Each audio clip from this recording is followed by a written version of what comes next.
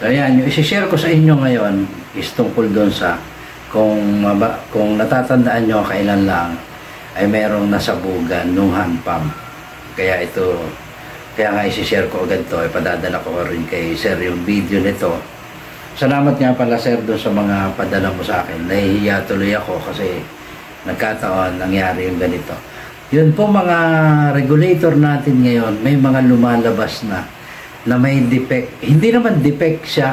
Ang problema niya is yung o-ring na ginamit doon sa regulator. Dapat po yan is yung orange o yung puti na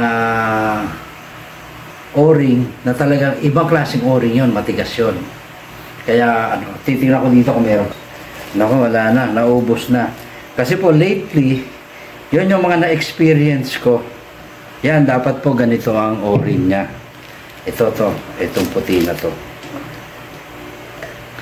Ngayon, yung o-ring na nakalagay sa kanya, ito matigas to. Ang tigas ng o-ring na to. Makunat na matigas. So, dapat ganito. Yung type ng o-ring na nakalagay. Ito, para sa regulator dito. Ito yung natira kasi yung nakaraan, pinalitan ko. Is ang pinalitan ko na o-ring, yung malaki. Dalawa po yan eh. Pakita ko sa inyo. Bubuksan ko to. Dahil sa pag-stock ng pag hindi mo kagad nagamit, di mo makikita. At saka minsan, kapag na-set mo kagad, pagdating ng regulator, galing dun sa supplier, siyempre ang gagawin si-set. Yan, dapat po ganito yung o-ring niya. Ayan, ganyan. Pero since ganyan nga yung itsura, hindi naman puti eh. Hindi rin naman to orange oh. Pag nababad sa langis, halimbawa nalagyan ng langis. Kasi yung loob nito nilalagyan din ng langis eh. Ang nangyayari, hindi nagtutulak, hindi gumagalaw yung plunger. Dahil lumobo yung o-ring. Yun po yung Kaya dito, since sa akin pag mag-ko na regulator marami. Tapos pag may tutorial ako minsan, isiset ko yung iba na itatago ko, isiset ko siya. Ang nangyari, lalangisan natin ulit ng konti kasi mahahawakan ko, matutuyo yung langis. Baga nilalagyan din nila ng konting langis para hindi kalawangin yung mga disc. So anong nangyayari, kapag ikinabit, kaya pala nakapagbukas ako ng isa lately. Nakapagbukas ako ng isa, kung di ko pinalitan yung mga o-ring, ayaw niya gumalaw. Pag hinanginan mo dito, hindi agad siya pumapasok. Kasi yung plunger nakasara. Nakatulak yung plunger. Kasi pag nag-ano tayo ng plunger, nakatulak dito eh. Dito natin siya unang pinapasok eh. Dito sa high side. Ngayon, habang hinahanginan mo, hindi siya maitulak pa ganun. Hindi makapasok yung hangin doon. Tapos bigla na lang yung gagalaw. Tik, lalagitik na ganun. Yun yung time na nakagalaw na siya. Ang masama mo nito, kapag hindi siya gumalaw, 3,000 PSI na yung pressure na naipon doon sa hand pump mo, hindi pa rin siya gumalaw at hindi mo napansin, maaari talagang pumutok yung hand pump mo. Kasi tataas ang pressure niya na. Pag lumampas po kasi yan ng 4,500, umabot ng 5, hindi na tayo sure doon kung kaya pa ng hand pump yun. Mabuti kung bumigay ka agad yung hose, kagaya nung ginawa ko dati na 4,200, pumutok na yung hose. Nagkaroon na siya nag-crack na siya.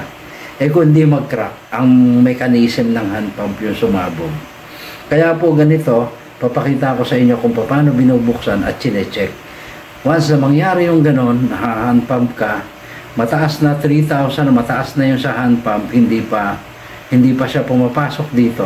Ito po yung dapat yung i-check.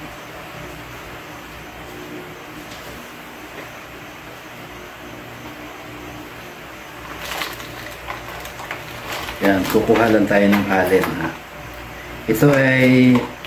Ito kasi isi-share ko, ipapadala ko rin kagad kay sir yung video para makita niya kung paano niya i-check at mari-repair yung regulator.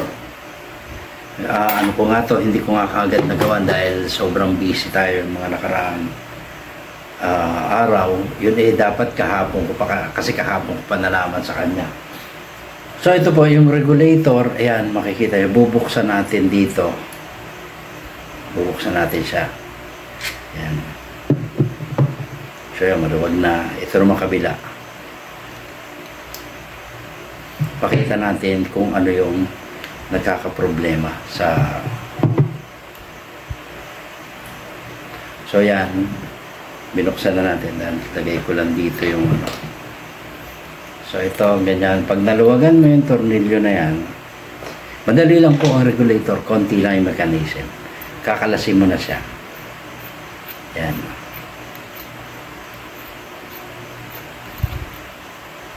Yan. Since ito ay bago pa, kung makikita nyo, sumasama agad siya palabas. Pero ito po ay naiiwan dito. So walang ano diyan, walang problema. Kung kagaya nito tuyo o talagang ano lang, parang pinunasan lang nila ng basahan, nabasahan ng langis. Kaya medyo mararam. Pero ito pong o-ring na yan, ayan, pakikita ko maigi. Ayan. Teka, hindi mo makita. Asan na ba? So ayan, ito pong o-ring na ito, tumataba po yan. Yan yung biglang tumataba. Tapos kita nyo tong loob. Ayun yun. Saktong-sakto lang dyan itong o-ring pag pinasok nyo rito. Yun. Pansin nyo, medyo ano lang siya, saktong-sakto lang. Madali siyang ipasok. Kapag po yan ay binunot-not, patigas bunutin, ibig sabihin pumagana yan. Yan, yan po yung mga i-check. Ayun. So, pagkatapos, meron pa yan dito na isa. Yung malaki. Yan. Kapag yan po ay pumaga din, malaki ang tendency na pagana din itong isang maliit. Yung po pinakita kong o-ring kanina, yung po yung para dito. Yung puti. Ganun po dapat yung o-ring nito. Yung po mga o-ring na yan, binili ko yan, nahiwalay na dito.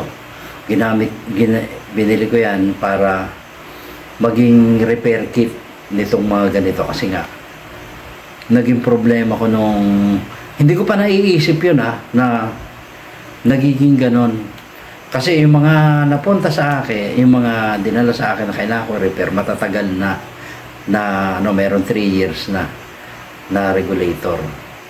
Nitong huli lang nakapagbukas ako ng isa.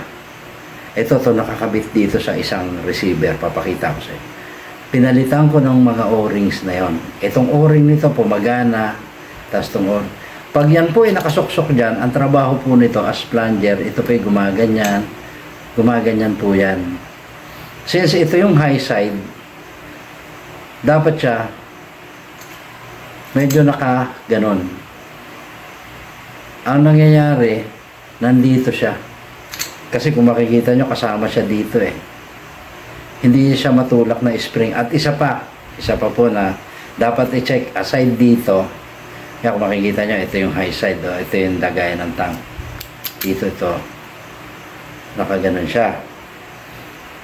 Ito po ay bagong-bago kasi yan Pero meron na ganyan na bago lang pagkakalas mo since napa-stock siya, hindi agad nagamit.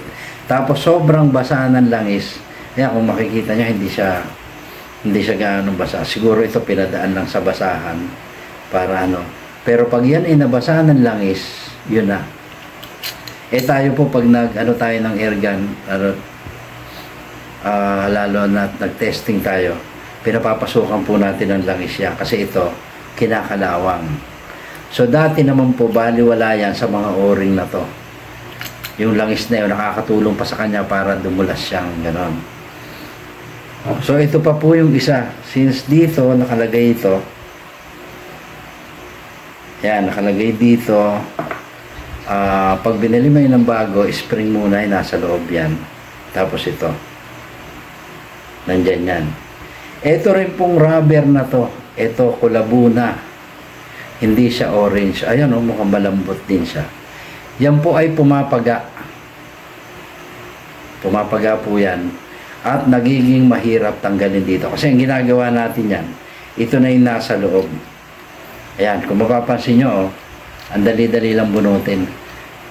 Pero yun doon sa na-encounter kong isa na brand new yun ha. Nung ma-encounter ko kasi ito, kaya ko na ano siya, pagbunot kong ganon, matigas bunutin. Yung pala nung mabunot ko, pumagana to. Kaya kung bago, tapos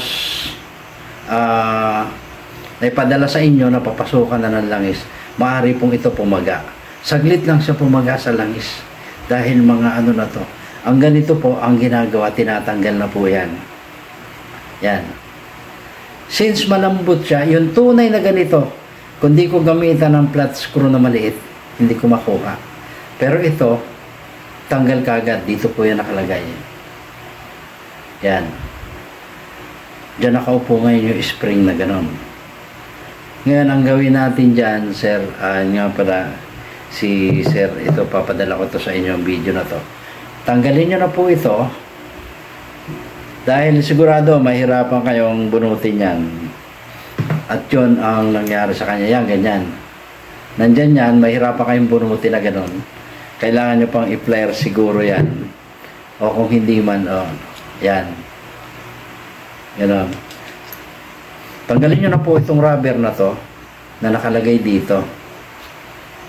At pagkatapos ito, para makuha nyo yung nawalang space, kasi spacer to parang spacer na to, mangyayari dito doon, ay hatakin nyo na lang po ng konti yung spring. Kumaba siya ng, ayan. Ayan. Papahaba nyo siya ng konti, okay na yan. Tapos ilagay nyo dito. Yan.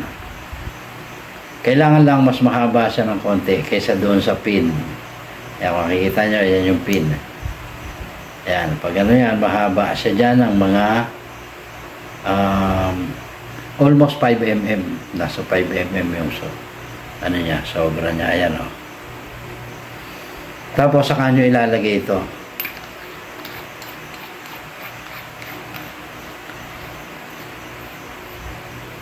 So yun po, mabuti at nabanggit niya sa akin, mabuti at na-test niya. Kasi yung mga bago ngayon na lumalabas na regulator, ganyan. Kaya ang ano nito is kung yung nakaraan na ginawa ko, kung makikita nyo yung video ko, tinanggal ko rin talaga to. Tinanggal ko to. Kasi nagtaka akong hirap bunutin. Yun, yung doon sa kabilang bahay. Tataka akong hirap bunutin Mahirap niyang bunutin kasi yung pala pumagana to. Yun po ay brand new. Ay padadala ko nga ng ano At yung regulator na yon ay doon din galing. Kaya lang may mga pagkakataon kasi na hindi pa yan pumapaga. Na ano kagaya nito, hindi pa siya paga dito. Ngayon, pag tinesting ko na to, pag nilagyan ko na to ng hangin, sabay ko nang papapasukin yung langis sa loob. Papunta sa tangke. Or, ang ginagawa ko nga, dito ko na nilalagyan. Nilalagyan ko na dito ng langis sa loob. Para pag nilagay ko rito, pababa po yan kasi lahat ng hangin dito manggagaling Ayan. Pag nakasuksok na yan doon sa doon sa ano, lalabas na dyan na dadaan yung langis, papunta dyan, dadaan sa mga regulator, malulubricate na siya, tapos papasok yan sa loob ng air gun. Ang nagiging problema natin to, hindi baling ito bumigay ito kasi nilalagyan naman natin yan ng o-ring dito sa leeg niya. Nilalagyan natin yan ng ano dyan, ng o-ring. So kahit ito ay lumobo, wala tayong problema na doon. Ganun po yung mga lumalabas na regulator ngayon na China. Ewan ko lang po kung mayroon na rin yan sa Taiwan na regulator. Kung meron po pong kung meron na rin pong lumalabas. Kaya kung matatandaan nyo, sabi nga niya, mabuti na lang at ganun lang daw yung nangyari sa kanya. Hindi siya napahamak. Sumabog yung hand pump niya. Dahil po yun doon. Kasi Kapag yun po ay lumobo at hindi gumalaw yung plunger, hindi po papasok ang hangin dyan. Tapos hindi nyo namamalayan, ilang bomba lang, mataas na agad yung output, yung pressure na nandun sa hose ng hand pump. So yung hand pump, mataas yung pressure niya sa loob kasi hindi nga pumapasok dito. Alam niyo naman kung ilang pump lang, maipon nyo yung 3,000, parang 4, 5 pump lang o 6. 3,000 na kaagad siya. 6 na pump lang.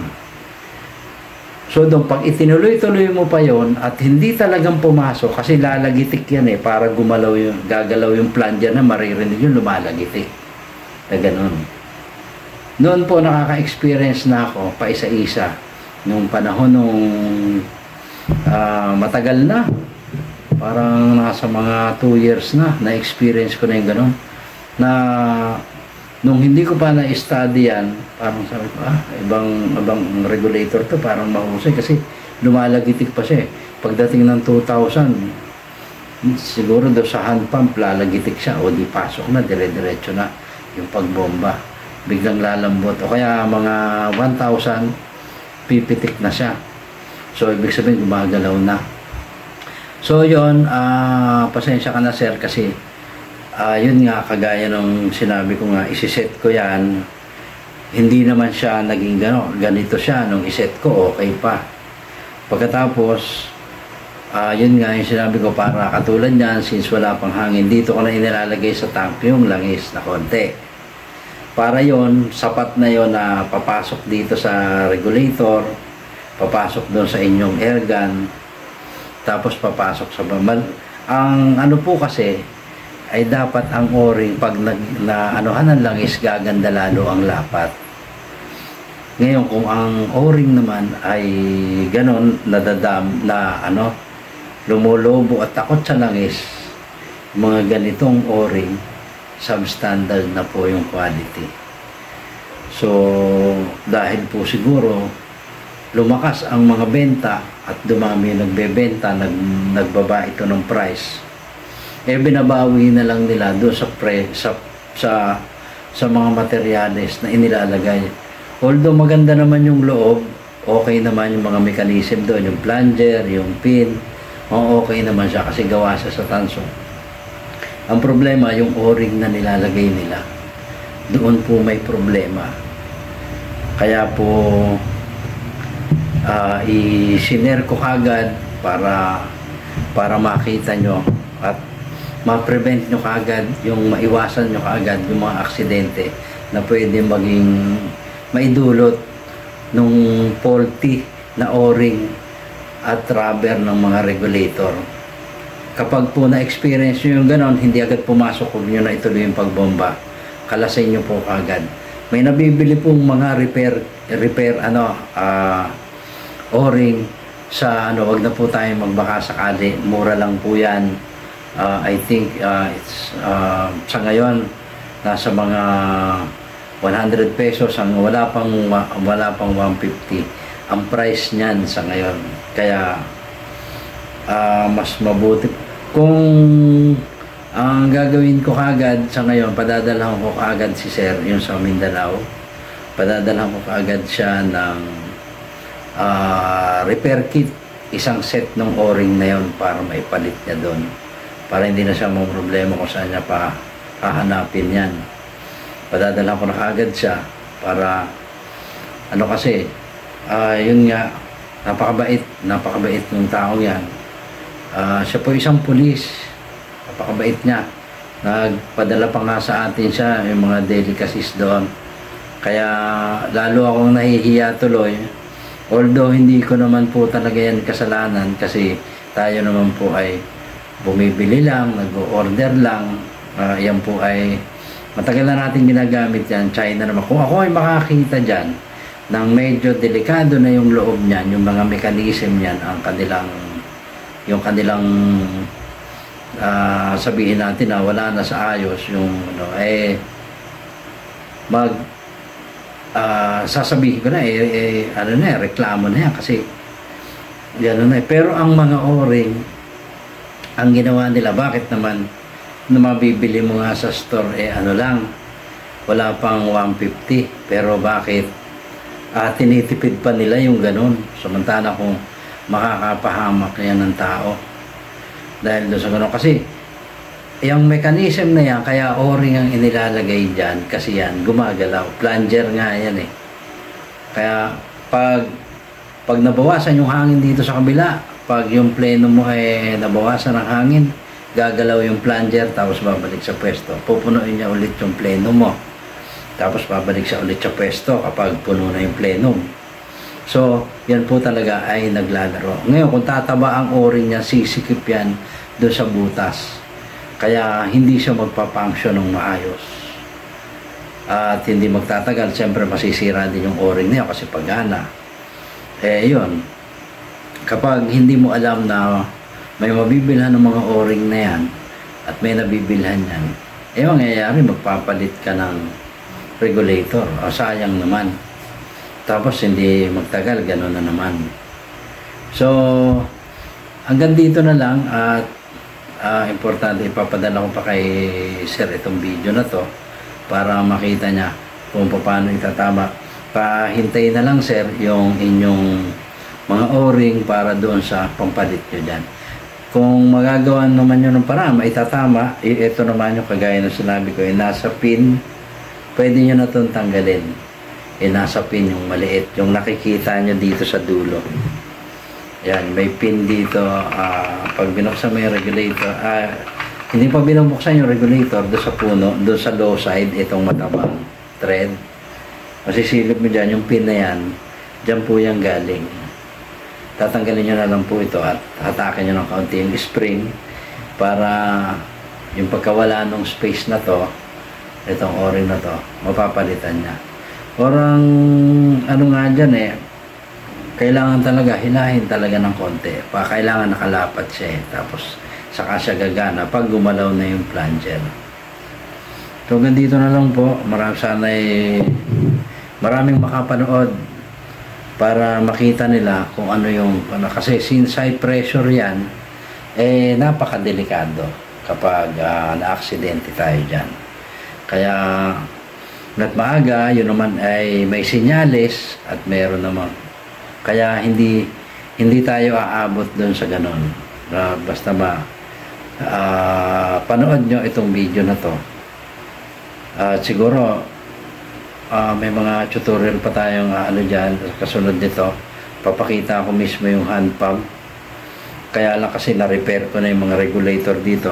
Kagaya nito, mapapatapon na lang to kasi wala naman talagang gamit na to. At pag nabasanan langis ito, parang hindi ko lang maipakita sa inyo. Pag nakakita ako ng o-ring dyan na pinagpalitan ko, kasi pag natatapon na sa basura wala kasi tayong lagayan ng mga ganyang na pagpalitan ng pyesa. Pag makakita ako niyan kung ano nangyayari sa o-ring na yan, ibibideo ko yan para makita nyo kung ano itsura ng mga o-ring na nadadamage na, yung lumolobo na. So, ganito na lang po. Maraming salamat po ulit sa inyong lahat.